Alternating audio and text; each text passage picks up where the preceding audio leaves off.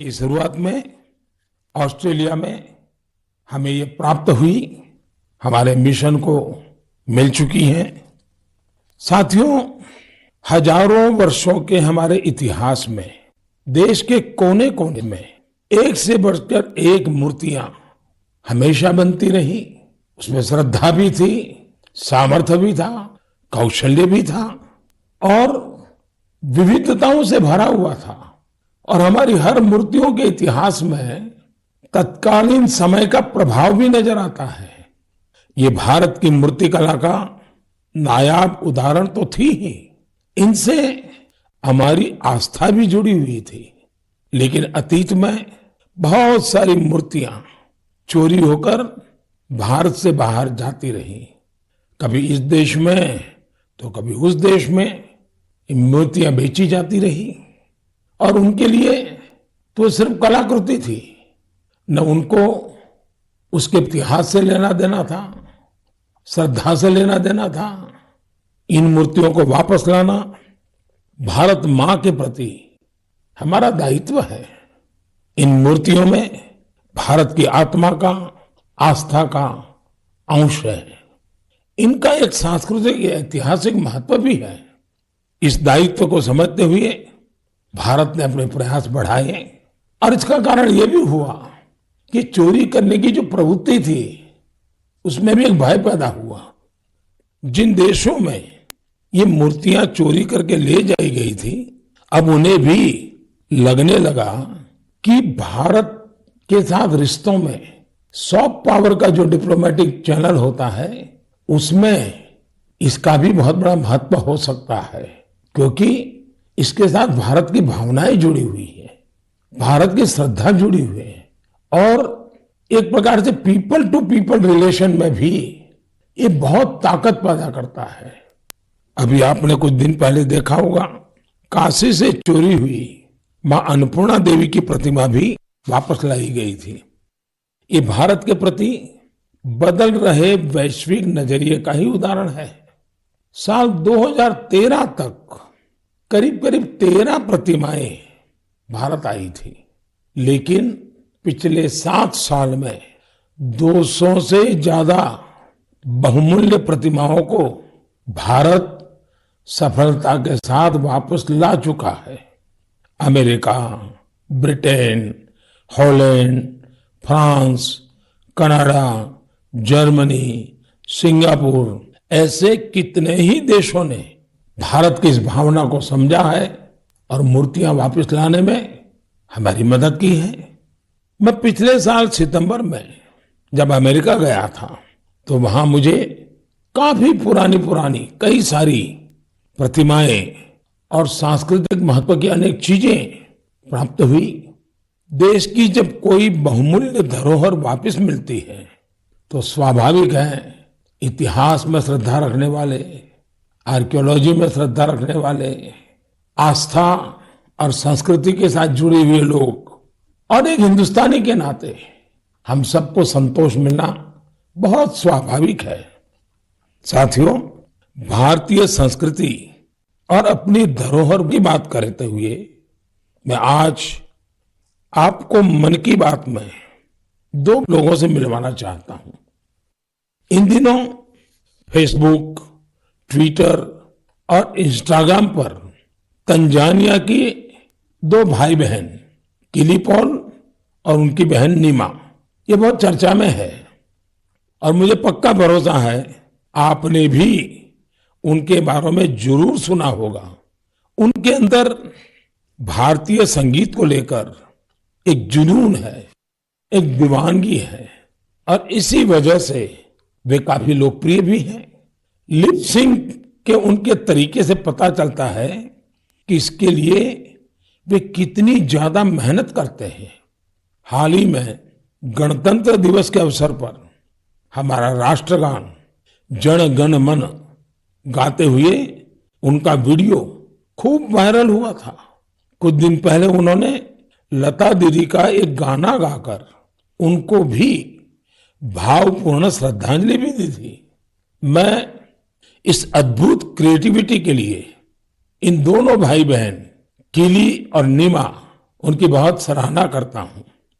कुछ दिन पहले तंजानिया में भारतीय दूतावास में इन्हें सम्मानित भी किया गया है। भारतीय संगीत का जादू ही कुछ ऐसा है जो सबको मोह लेता है।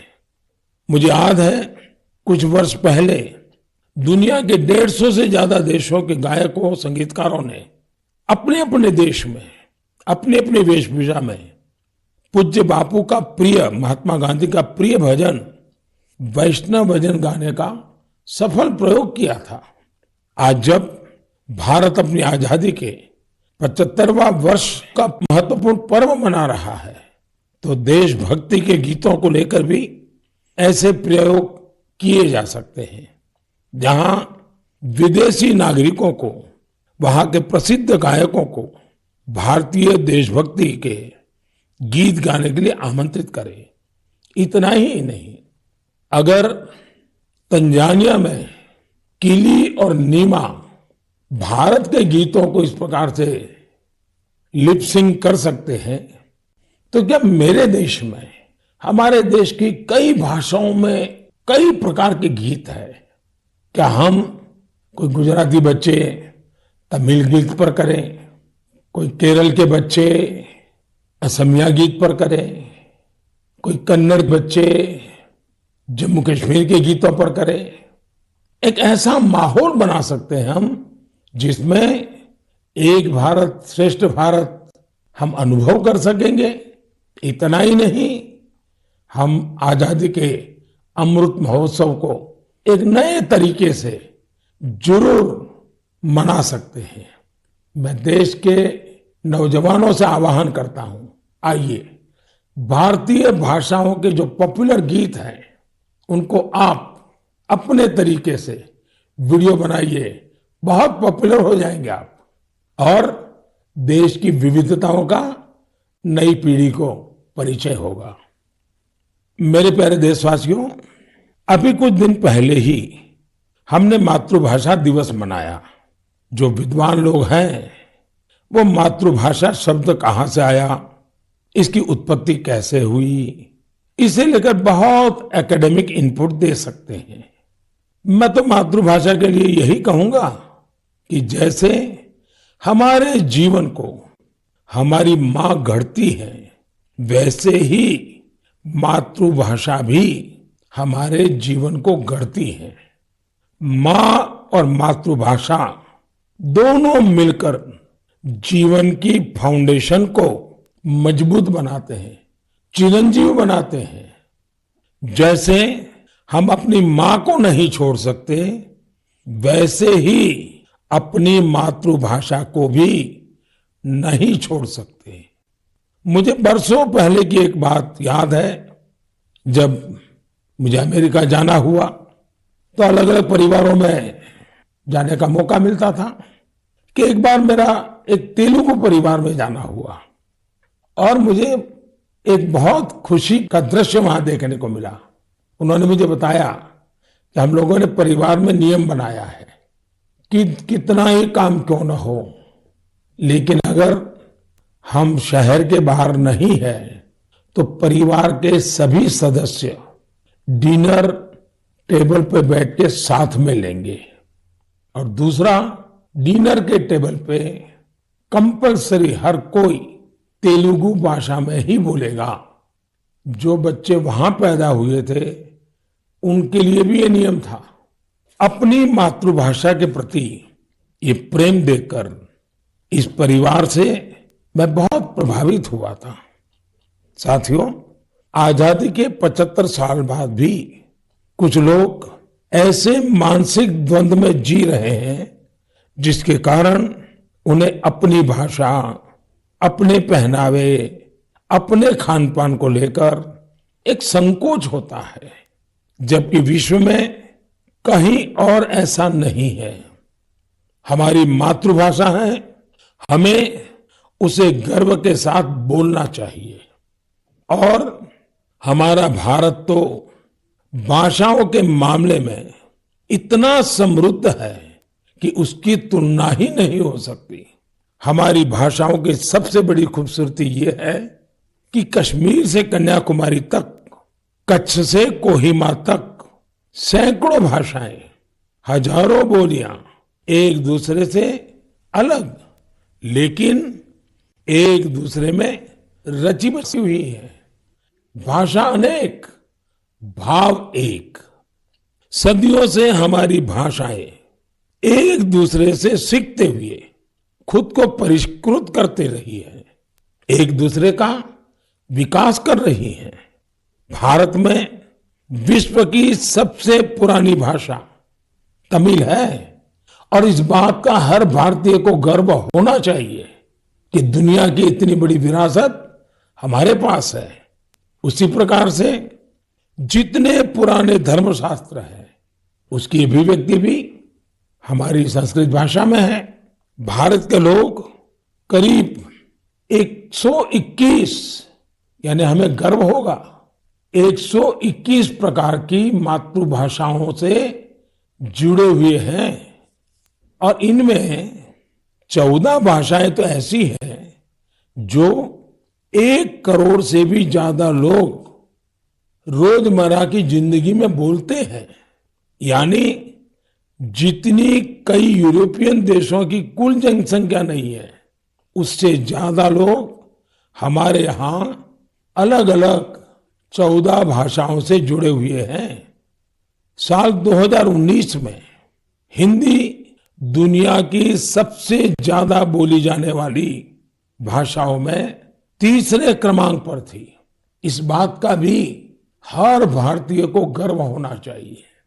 भाषा केवल अभिव्यक्ति का ही माध्यम नहीं है, बल्कि भाषा समाज की संस्कृति और विरासत को भी सहेजने का काम करती है। अपनी भाषा की विरासत को सहेजने का ऐसा ही काम सूरीनाम में सुरजन परोही जी कर रहे हैं। इस महीने की 2 तारीख को वो 84 वर्ष के हुए हैं। उनके पूर्वज भी बरसों पहले हजारों श्रमिकों के साथ रोजी रोटी के लिए सूरीनाम गए थे। सुरजन परोही जी हिंदी में बहुत अच्छी कविता लिखते हैं। वहां के राष्ट्रीय कवियों में उनका नाम लिया जाता है।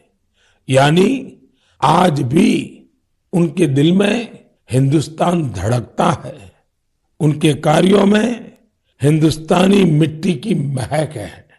सूरीनाम के लोगों ने सुरजन परोही जी के नाम पर एक संग्रहालय भी बनाया है।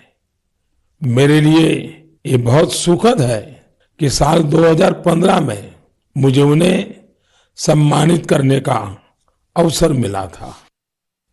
साथियों, आज के दिन यानी 27 फरवरी को मराठी भाषा गौरव दिवस भी है। सर्व मराठी बंधू भगिनींना मराठी भाषा दिनाच्या हार्दिक शुभेच्छा। ये दिन मराठी कविराज विष्णु वामन शिरवाडकर जी, श्रीमान कुसुमाग्रज जी को समर्पित है। आज ही कुसुमाग्रज जी की जन्म जयंती भी है। कुसुमाग्रज जी ने मराठी में कविताएं लिखी, अनेकों नाटक लिखे, मराठी साहित्य को नई ऊंचाई दी। साथियों, हमारे यहां भाषा की अपनी खूबियां हैं।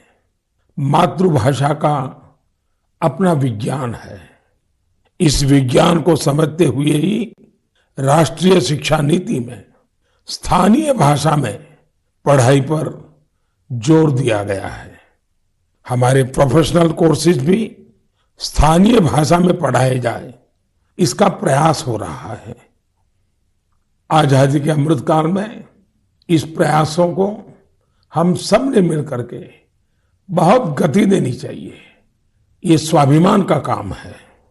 मैं चाहूंगा आप जो भी मातृभाषा बोलते हैं उसकी खूबियों के बारे में अवश्य जाने और कुछ न कुछ लिखें। साथियों, कुछ दिनों पहले मेरी मुलाकात मेरे मित्र और केन्या के पूर्व प्रधानमंत्री राइला ओडिंगा जी से हुई थी। ये मुलाकात दिलचस्प तो थी ही, लेकिन बहुत भावुक थी। हम बहुत अच्छे मित्र रहे तो खुल करके काफी बातें भी कर लेते हैं। जब हम दोनों बातें कर रहे थे तो ओडिंगा जी ने अपनी बिटिया के बारे में बताया। उनकी बेटी रोजमेरी को ब्रेन ट्यूमर हो गया था और इस वजह से उन्हें अपनी बिटिया की सर्जरी करानी पड़ी थी। लेकिन उसका एक दुष्परिणाम यह हुआ कि रोजमेरी की आंखों की रोशनी करीब करीब चली गई, दिखाई देना ही बंद हो गया। अब आप कल्पना कर सकते हैं उस बेटी का क्या हाल हुआ होगा, और एक पिता की स्थिति का भी हम अंदाज लगा सकते हैं, उनकी भावनाओं को समझ सकते हैं। उन्होंने दुनिया भर के अस्पतालों में, कोई भी दुनिया का बड़ा देश ऐसा नहीं होगा कि जहां उन्होंने बेटी के इलाज के लिए भरपूर कोशिश न की हो। दुनिया के बड़े बड़े देश छान मारे, लेकिन कोई सफलता नहीं मिली और एक प्रकार से सारी आशाएं छोड़ दी। पूरे घर में एक निराशा का वातावरण बन गया। इतने में किसी ने उनको भारत में आयुर्वेद के इलाज के लिए आने के लिए सुझाव दिया। अब वो बहुत कुछ कर चुके थे, थक भी चुके थे, फिर भी उनको लगा कि चलो भाई एक बार ट्राई करें क्या होता है। वे भारत आए, केरला के एक आयुर्वेदिक अस्पताल में अपनी बेटी का इलाज करवाना शुरू किया। काफी समय बेटी यहां रही। आयुर्वेद के इस इलाज का असर यह हुआ कि रोजमेरी की आंखों की रोशनी काफी हद तक वापस लौट आई। आप कल्पना कर सकते हैं कि जैसे एक नया जीवन मिल गया। और रोशनी तो रोजमेरी के जीवन में आई, लेकिन पूरे परिवार में एक नई रोशनी, नई जिंदगी आ गई। और ओडिंगा जी इतने भावुक होकर के बात मुझे बता रहे थे कि उनकी इच्छा है कि भारत के जो आयुर्वेद का ज्ञान है, विज्ञान है, वो केन्या में ले जाएं। जिस प्रकार के प्लांट्स इसमें काम आते हैं, उन प्लांट की खेती करेंगे और इसका लाभ अधिक लोगों को मिले, इसके लिए वो पूरा प्रयास करेंगे। मेरे लिए बहुत खुशी की बात है कि हमारी धरती और परंपरा से किसी के जीवन से इतना बड़ा कष्ट दूर हुआ। और ये सुनकर के आपको भी खुशी होगी। कौन भारतवासी होगा जिसको इसका गर्व न हो। हम सभी जानते हैं कि ओडिंगा जी ही नहीं, बल्कि दुनिया के लाखों लोग आयुर्वेद से ऐसे ही लाभ उठा रहे हैं। ब्रिटेन के प्रिंस चार्ल्स भी आयुर्वेद के बहुत बड़े प्रशंसकों में से एक है। जब भी मेरी उनसे मुलाकात होती है, वो आयुर्वेद का जिक्र जरूर करते हैं। उन्हें भारत के कई आयुर्वेदिक संस्थाओं की जानकारी भी है। साथियों, पिछले 7 वर्षों में देश में आयुर्वेद के प्रचार प्रसार पर बहुत ध्यान दिया गया है। आयुष मंत्रालय के गठन से चिकित्सा और स्वास्थ्य से जुड़े हमारे पारंपरिक तरीकों को लोकप्रिय बनाने के संकल्प को और मजबूती मिली है। मुझे इस बात की बहुत खुशी है कि पिछले कुछ समय में आयुर्वेद के क्षेत्र में भी कई नए स्टार्टअप सामने आए हैं। इसी महीने की शुरुआत में आयुष स्टार्टअप चैलेंज शुरू हुआ था। इस चैलेंज का लक्ष्य इस क्षेत्र में काम करने वाले स्टार्टअप्स को आइडेंटिफाई करके उन्हें सपोर्ट करना है। इस क्षेत्र में काम कर रहे युवाओं से मेरा आग्रह है कि वे इस चैलेंज में जरूर हिस्सा लें। साथियों, एक बार जब लोग मिलकर के कुछ करने की ठान ले तो वो अद्भुत चीजें कर जाते हैं। समाज में कई ऐसे बड़े बदलाव हुए हैं जिनमें जन भागीदारी, सामूहिक प्रयास इसकी बहुत बड़ी भूमिका रही है। मिशन जल थल नाम का ऐसा ही एक जन आंदोलन कश्मीर के श्रीनगर में चल रहा है। यह श्रीनगर की झीलों और तालाबों की साफ सफाई और उनकी पुरानी रौनक लौटाने का एक अनोखा प्रयास है। मिशन जल थल का फोकस कुशलसार और गिलसार पर है। जन भागीदारी के साथ साथ इसमें टेक्नोलॉजी की भी बहुत मदद ली जा रही है। कहां कहां अतिक्रमण हुआ है, कहां अवैध निर्माण हुआ है, इसका पता लगाने के लिए इस क्षेत्र का बाकायदा सर्वे कराया गया। इसके साथ ही प्लास्टिक वेस्ट को हटाने और कचरे की सफाई का अभियान भी चलाया गया। मिशन के दूसरे चरण में पुराने वाटर चैनल्स और झील को भरने वाले 19 झरनों को रिस्टोर करने का भी भरपूर प्रयास किया गया। इस रिस्टोरेशन प्रोजेक्ट के महत्व के बारे में अधिक से अधिक जागरूकता फैले, इसके लिए स्थानीय लोगों और युवाओं को वाटर एम्बेसडर्स भी बनाया गया। अब यहाँ के स्थानीय लोग गिलसार लेक में प्रवासी पक्षियों और मछलियों की संख्या बढ़ती रहे, इसके लिए भी प्रयास करें और उसको देखकर खुश भी होते हैं। मैं इस शानदार प्रयास के लिए श्रीनगर के लोगों को बहुत बहुत बधाई देता हूं। साथियों, 8 साल पहले देश ने जो स्वच्छ भारत मिशन शुरू किया, समय के साथ उसका विस्तार भी बढ़ता गया, नए नए इनोवेशन भी जुड़ते गए। भारत में आप कहीं पर भी जाएंगे तो पाएंगे कि हर तरफ स्वच्छता के लिए कोई न कोई प्रयास जरूर हो रहा है। असम के कोकराझार में ऐसे ही एक प्रयास के बारे में मुझे पता चला है। यहाँ मॉर्निंग वॉकर्स के एक समूह ने स्वच्छ और हरित कोकराझार मिशन के तहत बहुत प्रशंसनीय पहल की है। इन सब ने नए फ्लाईओवर क्षेत्र में 3 किलोमीटर लंबी सड़क की सफाई कर स्वच्छता का प्रेरक संदेश दिया। इसी प्रकार विशाखापट्टनम में स्वच्छ भारत अभियान के तहत पॉलीथीन के बजाय कपड़े के थैलों को बढ़ावा दिया जा रहा है। यहाँ के लोग पर्यावरण को स्वच्छ रखने के लिए सिंगल यूज प्लास्टिक उत्पादों के खिलाफ अभियान भी चला रहे हैं।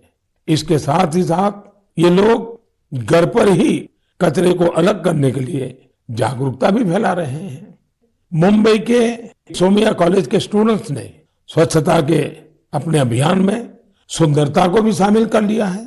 इन्होंने कल्याण रेलवे स्टेशन की दीवारों को सुंदर पेंटिंग से सजाया है। राजस्थान के सवाई माधोपुर का भी प्रेरक उदाहरण मेरी जानकारी में आया है। यहाँ के युवाओं ने रणथंभौर में मिशन बीट प्लास्टिक नाम का अभियान चला रखा है, जिसमें रणथंभौर के जंगलों से प्लास्टिक और पॉलीथीन को हटाया गया है। सबका प्रयास की यही भावना देश में जन भागीदारी को मजबूत करती है, और जब जन भागीदारी हो तो बड़े से बड़े लक्ष्य अवश्य पूरे होते हैं।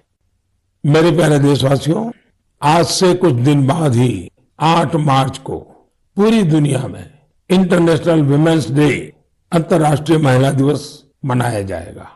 महिलाओं के साहस, कौशल और प्रतिभा से जुड़े कितने ही उदाहरण हम मन की बात में लगातार साझा करते रहे हैं। आज चाहे स्किल इंडिया हो, सेल्फ हेल्प ग्रुप हो या छोटे बड़े उद्योग हो, महिलाओं ने हर जगह मोर्चा संभाला हुआ है। आप किसी भी क्षेत्र में देखिए, महिलाएं पुराने मिथकों को तोड़ रही हैं। आज हमारे देश में पार्लियामेंट से लेकर पंचायत तक अलग अलग कार्य क्षेत्र में महिलाएं नई ऊंचाई प्राप्त कर रही हैं। सेना में भी बेटियां अब नई और बड़ी भूमिकाओं में जिम्मेदारी निभा रही हैं और देश की रक्षा कर रही हैं। पिछले महीने गणतंत्र दिवस पर हमने देखा कि आधुनिक फाइटर प्लेन्स को भी बेटियां उड़ा रही है। देश ने सैनिक स्कूलों में भी बेटियों के एडमिशन पर रोक हटाई और पूरे देश में बेटियां सैनिक स्कूलों में दाखिला ले रही हैं। इसी तरह अपने स्टार्टअप जगत को देखें। पिछले सालों में देश में हजारों नए स्टार्टअप शुरू हुए।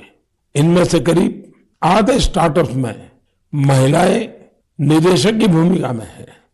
पिछले कुछ समय में महिलाओं के लिए मातृत्व अवकाश बढ़ाने जैसे निर्णय लिए गए हैं। बेटे और बेटियों को समान अधिकार देते हुए विवाह की उम्र समान करने के लिए देश प्रयास कर रहा है। इससे हर क्षेत्र में महिलाओं की भागीदारी बढ़ रही है। आप एक और बड़ा बदलाव भी होते देख रहे होंगे। ये बदलाव है हमारे सामाजिक अभियानों की सफलता। बेटी बचाओ बेटी पढ़ाओ की सफलता को ही लीजिए। आज देश में लिंग अनुपात सुधरा है। स्कूल जाने वाली बेटियों की संख्या में भी सुधार हुआ है। इसमें हमारी भी जिम्मेदारी है कि हमारी बेटियां बीच में स्कूल न छोड़ दें। इसी तरह स्वच्छ भारत अभियान के तहत देश में महिलाओं को खुले में शौच से मुक्ति मिली है। ट्रिपल तलाक जैसे सामाजिक बुराई का अंत भी हो रहा है। जब से ट्रिपल तलाक के खिलाफ कानून आया है, देश में 3 तलाक के मामलों में 80% की कमी आई है। ये इतने सारे बदलाव इतने कम समय में कैसे हो रहे हैं? ये परिवर्तन इसलिए आ रहा है क्योंकि हमारे देश में परिवर्तन और प्रगतिशील प्रयासों का नेतृत्व अब खुद महिलाएं कर रही हैं। मेरे प्यारे देशवासियों, कल 28 फरवरी को नेशनल साइंस डे है। ये दिन रमन इफेक्ट की खोज के लिए भी जाना जाता है। मैं सीवी रमन जी के साथ उन सभी वैज्ञानिकों को आदरपूर्वक श्रद्धांजलि देता हूं जिन्होंने हमारी साइंटिफिक जर्नी को समृद्ध बनाने में अपना महत्वपूर्ण योगदान दिया है।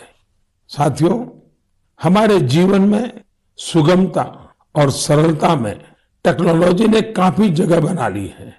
कौन सी टेक्नोलॉजी अच्छी है, किस टेक्नोलॉजी का बेहतर इस्तेमाल क्या है, इन सभी विषयों से हम भली भांति परिचित होते ही हैं।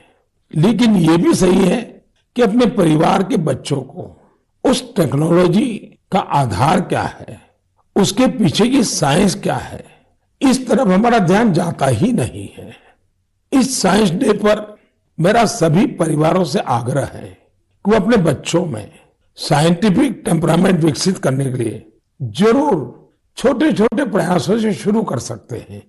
अब जैसे दिखता नहीं है, चश्मा लगाने के बाद साफ दिखने लगता है, तो बच्चों को आसानी से समझाया सकता है कि इसके पीछे विज्ञान क्या है।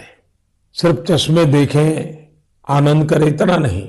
अभी आराम से आप एक छोटे से कागज पर उसे बता सकते हैं। अब वो मोबाइल फोन उपयोग करता है, कैलकुलेटर कैसे काम करता है, रिमोट कंट्रोल कैसे काम करता है, सेंसर क्या होते हैं, ये साइंटिफिक बातें इसके साथ साथ घर में चर्चा में होती है क्या? हो सकती है। बड़े आराम से इन चीजों को घर की रोजमर्रा की जिंदगी के पीछे क्या साइंस की वो कौन सी बात है जो ये कर रही है, इसको समझा सकते हैं। उसी प्रकार से क्या कभी हमने बच्चों को लेकर के भी आसमान में एक साथ देखा है क्या? रात में तारों के बारे में जरूर बातें हुई हो, विभिन्न तरह के कॉन्स्टेलेशंस दिखाई देते हैं, उनके बारे में बताएं। ऐसा करके आप बच्चों में फिजिक्स और एस्ट्रोनॉमी के प्रति नया रुझान पैदा कर सकते हैं। आजकल तो बहुत सारी ऐप्स भी हैं जिससे आप तारों और ग्रहों को लोकेट कर सकते हैं, या जो तारा आसमान में दिख रहा है उसको पहचान सकते हैं, उसके बारे में जान भी सकते हैं। मैं अपने स्टार्टअप को भी कहूंगा कि आप अपने कौशल और साइंटिफिक कैरेक्टर का इस्तेमाल राष्ट्र निर्माण से जुड़े कार्यों में भी करें। ये देश के प्रति हमारी कलेक्टिव साइंटिफिक रिस्पॉन्सिबिलिटी भी है। जैसे आजकल मैं देख रहा हूं कि हमारे स्टार्टअप वर्चुअल रियलिटी की दुनिया में बहुत अच्छा काम कर रहे हैं। वर्चुअल क्लासेस के इस दौर में ऐसे ही एक वर्चुअल लैब बच्चों को ध्यान में रखते हुए बनाई जा सकती है। हम वर्चुअल रियलिटी के द्वारा बच्चों को घर में बैठे केमिस्ट्री की लैब का अनुभव भी करा सकते हैं। अपने शिक्षकों और अभिभावकों से मेरा आग्रह है कि आप सभी विद्यार्थियों एवं बच्चों को सवाल पूछने के लिए प्रोत्साहित करें और उनके साथ मिलजुल कर सवालों का सही जवाब तलाशें। आज मैं कोरोना के खिलाफ लड़ाई में भारतीय वैज्ञानिकों की भूमिका की भी सराहना करना चाहूंगा। उनके कड़े परिश्रम की वजह से he made in India vaccine का निर्माण संभव हो पाया, जिससे पूरी दुनिया को बहुत बड़ी मदद मिली है। साइंस का मानवता के लिए यही तो उपहार है। मेरे प्यारे देशवासियों, इस बार भी हमने अनेक विषयों पर चर्चा की। आने वाले मार्च के महीने में अनेक पर्व त्योहार आ रहे हैं। शिवरात्रि है और कुछ दिन बाद आप सब होली की तैयारी में जुट जाएंगे। होली हमें एक सूत्र में पिरोने वाला त्योहार है। इसमें अपने पराये, द्वेष विद्वेष, छोटे बड़े सारे भेद मिट जाते हैं। इसलिए कहते हैं होली के रंगों से भी ज्यादा गाढ़ा रंग होली के प्रेम और सौहार्द का होता है। होली में गुजिया के साथ साथ रिश्तों की भी अनूठी मिठास होती है। इन रिश्तों को हमें और मजबूत करना है और रिश्ते सिर्फ अपने परिवार के लोगों से ही नहीं बल्कि उन लोगों से भी जो आपके एक बृहद परिवार का हिस्सा है। इसका सबसे महत्वपूर्ण तरीका भी आपको याद रखना है। ये तरीका है वोकल फॉर लोकल के साथ त्योहार मनाने का। आप त्योहारों पर स्थानीय उत्पादों की खरीदी करें जिससे आपके आसपास रहने वाले लोगों के जीवन में भी रंग भरे, रंग रहे, उमंग रहे। हमारा देश जितनी सफलता से कोरोना के खिलाफ लड़ाई लड़ रहा है और आगे बढ़ रहा है उससे त्योहारों में जोश भी कई गुना हो गया है। इसी जोश के साथ हमें अपने त्योहार मनाने हैं और साथ ही अपनी सावधानी भी बनाए रखनी है। मैं आप सभी को आने वाले पर्वों की ढेर सारी शुभकामनाएं देता हूं।